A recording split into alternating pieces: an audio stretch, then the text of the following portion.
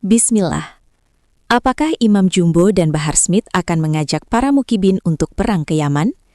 Seperti biasa, mereka hanya berani mengajak perang di negeri yang damai, Indonesia. Para Habib pasti tidak akan berani perang di Yaman, padahal tanah leluhur mereka. Itulah para pendusta, itulah para pengkhianat dan para pengecut. Hadramaut hari ini bukan sekedar wilayah di Aman Selatan. Ia adalah titik dari nyala konflik kepentingan antara Arab Saudi dan Uni Emirat Arab. Dua negara teluk itu masing-masing mendukung faksi-faksi yang saling bersaing untuk menguasai wilayah strategis kaya sumber daya dan memiliki posisi geopolitik penting. Perang besar dengan persenjataan modern pun tak terelakkan. Peperangan yang terekspos luas di internet ini secara telanjang membongkar satu narasi lama yang selama berabad-abad dipercaya oleh umat Islam, bahwa di setiap wilayah yang dihuni oleh para Habib, di sana pasti hadir keberkahan, ketentraman, dan keselamatan. Fakta di Hadramaut hari ini justru berbicara sebaliknya. Inikah tanda bahwa nasab klan Ba'alawi tidak dapat diselamatkan lagi? Klan Ba'alawi selama ini berupaya mengaburkan sejarah konflik di Hadramaut yang panjang dan berdarah dengan menggantinya melalui narasi romantik negeri para wali, tanah penuh berkah dan pusat keturunan suci. Narasi itu dimulai dari kisah hijrahnya Ahmad bin Isa ke Hadramaut, dirangkai dengan figur putranya Ubaidillah yang kemudian melahirkan Alawi, nama yang kelak dijadikan merek genealogis klan Ba'alawi. Namun, seluruh rangkaian kisah ini ditolak oleh metodologi sejarah modern karena tidak ditemukan bukti sejaman, baik manuskrip, catatan administratif, maupun kitab-kitab sejarah primer yang dapat diverifikasi. Meski demikian, sejarah rekaan ini berhasil bertahan selama berabad-abad. Sejarah itu diterima, diajarkan, bahkan dilegitimasi, bukan hanya oleh sejarawan lokal di Yaman, tetapi juga oleh dunia Islam secara luas.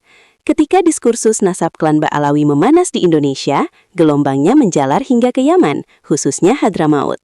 Kiai Haji Imaduddin Usman Al-Bantani, yang selama ini dikenal sebagai pelopor pembongkaran misteri ini di Nusantara, ternyata juga dipandang oleh para peneliti Yaman sebagai sosok yang berani menentang narasi mapan klan Ba'alawi. Banyak peneliti Yaman yang menghubungi Kiai muda asal Banten ini untuk mengkonfirmasi ulang sejarah Hadramaut, terutama terkait klan Ba'alawi yang telah dibongkar kepalsuannya secara sistematis oleh Kiai Imad.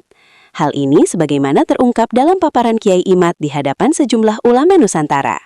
Berikut cuplikan videonya. Di era modern, Hadramaut telah berubah menjadi wilayah strategis yang kaya minyak dan terus berada dalam pusaran konflik aktor lokal, nasional, hingga internasional, berebut kendali atas wilayah dan sumber dayanya.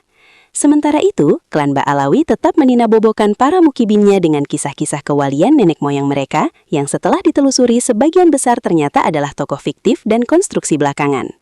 Dunia Islam sudah terlalu lama terlarut dalam narasi silsilah mulia klan Ba'alawi hingga para tokohnya diperlakukan sebagai otoritas keagamaan absolut, mengajar, memimpin, bahkan menjadi rujukan moral dan spiritual. Namun semua narasi itu mulai gugur ketika era digital memaksa segalanya harus berhadapan dengan pembuktian ilmiah, filologi, dan data sejarah yang terbuka, serta yang terpenting dengan genealogi, yakni tes DNA. Ada satu narasi spiritual yang sangat kuat, diyakini khususnya oleh sebagian umat Islam di Indonesia, bahwa Habib adalah keturunan suci, pembawa berkah, pelindung dari musibah, dan penjamin ketentraman. Narasi ini runtuh seketika saat hari ini, Hadramaut yang diklaim sebagai pusat kewalian justru dibombardir oleh Arab Saudi dan menjadi medan perang terbuka antara sesama negara Arab, Arab Saudi, Uni Emirat Arab, serta milisi internal di dalam negeri Yaman sendiri. Jika tanah para wali saja tak luput dari kehancuran, lalu di mana letak jaminan berkah itu? Setelah fakta ini, apakah kita masih akan menerima begitu saja klaim bahwa Habib adalah cucu Nabi tanpa verifikasi ilmiah? Aman saja. Peneliti-penelitinya itu sekarang udah ikutnya Indonesia. Sejarawan-sejarawan Yaman, dari Yaman tuh banyak yang menghubungi saya. Ana utabi'ukum ya syafi tarikh Hadramaut. Aku mengikutimu dalam sejarah Hadramaut. Sekarang kami tidak ingin membaca sejarah Hadramaut versi di Yaman. Karena fihi tazwirun wa tadlisun. Di dalamnya ada penipuan, di dalamnya ada pembelokan sejarah. Jadi hasil penelitian saya itu dijadikan acuan oleh mereka sekarang untuk bagaimana menata historiografi Hadramaut menulis sejarah ulang Hadramaut itu banyak dari hasil-hasil kesimpulan saya. Mereka itu mengkritik dari dulu Ahmad bin Isa Al-Muhajir itu, yang nama kata mereka Al-Muhajir, tapi belum pernah mereka berani mengatakan Ahmad bin Isa itu tidak hijrah ke Yaman. Oke, saya mau ambil majalahnya tuh. Oke. Sama santri itu naik motor. Oke. Kemudian bahwa kuburan Ahmad bin Isa kan dijarah itu. Bagaimana orang yang tidak ada di Yaman kuburannya ada di situ dijarahin orang? Menjarahin apa itu orang? Mas, Itu orang Yaman sendiri nggak ada yang berani anterin ngomong saya itu ke makam kopi palsu. dong. Karena mereka terlalu husnudon terhadap sejarah yang ditulis di Yaman itu. Bisa Nah, kalau anterin kita saya ke dari jauh mampu kopi untuk dong. melihat dengan jernih, Iya. bagaimana bisa orang yang ada Iya, di tadi Madinah 230-an Hijriah dia bisa meninggal 345 Hijriah, berarti umurnya 130 tahun dong. Nggak mungkin. Nah, dan tidak ada satupun buku sejarah yang ditulis di masa lalu dari abad ke-3, ke-4, ke-5 itu yang menyebutkan Ahmad bin Isa ini ada di Basrah kemudian pindah ke Yaman, itu tidak ada. Mereka kan ngomongnya bahwa Ahmad bin Isa itu pindah dari Basrah ke Hadramaut. Padahal ini Ahmad bin Isa orang Madinah Al-Munawwarah. Bagaimana orang yang dia ada di Madinah Al-Munawwarah tidak ada berita sedikit pun bahwa dia pernah hijrah ke Mekah, ke Baghdad, kemudian ke Basrah, kemudian ke Hadramaut, bisa ada di Hadramaut. Makamnya ada di sana, keturunannya ada di sana. Sebutkan satu kitab aja, nggak ada yang bisa. Di Yaman pun nggak ada yang bisa. Nah, akhirnya sekarang beberapa peneliti sejarah dari Yaman itu sudah menghubungi saya dan mereka sedang menulis ulang sejarah Hadramaut. Bahkan begini, di sana kan ada yang bukan turunan Balawi itu zaman dulunya dikasih marga oleh Balawi. Jadi orang asli Yaman dia datang kan, ini Balawi, ngaku turun Nabi. Nanti orang-orang asli Yamannya itu di Hadramaut, oh kamu katanya leluhurnya keturunan sahabat Nabi Abu Bakar.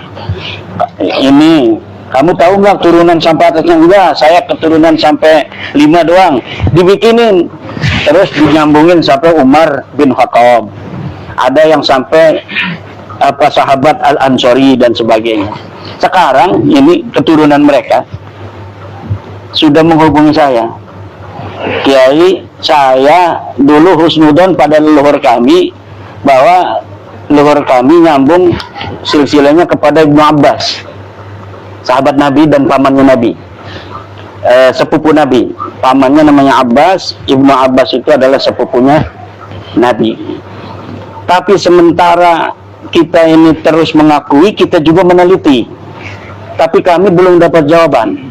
Setelah saya membaca tulisan Kiai Imad, kami sekarang terbuka dan kami menyatakan kami bukan dari keturunan Ibnu Abbas itu, karena itu hanya pemberian dari Balawi aja. Bagaimana dia itu Balawi itu bisa nyambung-nyambungin nasab orang itu?